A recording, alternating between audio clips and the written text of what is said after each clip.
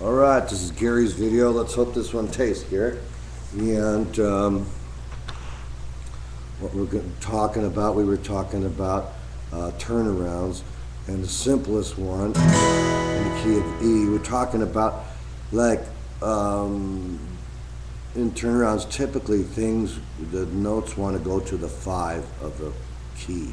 So if we're in the E blues, we're going to go, we want to end up at the 5 chord, which is the B in this case, and so, or the 5 note. And how we get there a lot of times, we come down from the 7th, half step by half step. I'm playing the E open and the 7 going down at the same time.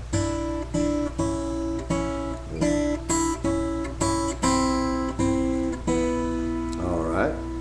And another thing that happens is the 3rd, in this case the G sharp, the 3rd will come up. I'll play the E on top of that also. So you can hear how that sounds. And sometimes they'll do that together, so you could play that G sharp coming up in the bass and the 7th going down on the top, and it would sound like this.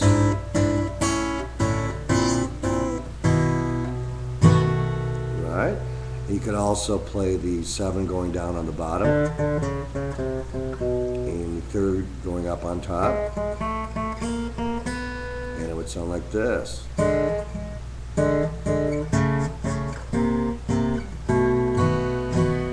Alright, and so, but the most, because some of those are easier to use in open, it's easier to do the more complicated turnarounds like that, the 2-string turnarounds with opposite motion, contrary motion, in keys like E, A, or D, where you have an open string to kind of play around with. It's a little tougher. So when you play up the neck, like let's say we're playing in A, the 5th fret, the turnarounds mostly used, I think, that I hear are like that 1 7 coming down with the tonic on top. So the index finger would be on the 5th fret, and you go, or you could play the 3rd coming up like that, and then that way you can play that in any key. In B, right? All right, so that's some turnaround stuff. And remember, 7th going down, the 3rd coming up. Those are the key, get key deals there. All right, and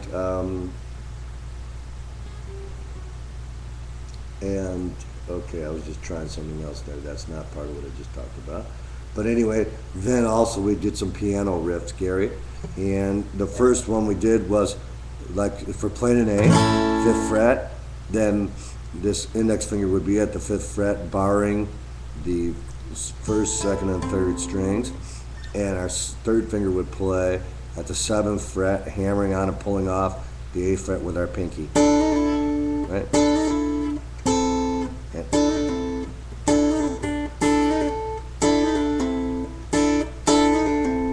And then we got to pull off all the way to the index finger, like that.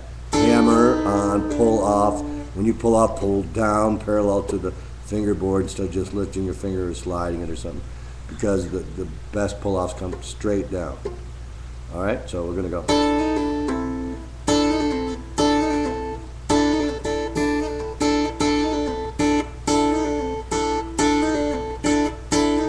Okay, you can also do that same thing by getting these notes, those notes on the 2nd string, and then still getting this note on the 3rd string to C, and we're going to go. Now you got your little finger on the 1st string 5th fret as opposed to the index finger. Now we're going to put our little finger on the 5th fret, 1st string, and we're going to put our index finger is going to be kind of, you might as well bar these 1st and 2nd strings, but mainly it's the 2nd string you want to get here, and then you're going to hammer and pull off again. In this case, I push off. And then that third string, that third finger is going to be at the 5th fret, 3rd string. So you go.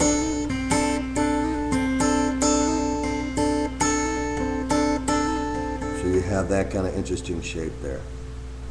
See that one? All right. Now complete any key. Same as this one.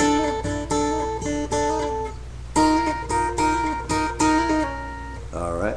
What's cool about that is, you know, those are closed position licks, so they can be moved up or down the neck. All right. Let's see what that takes. It's a long video. I hope it takes.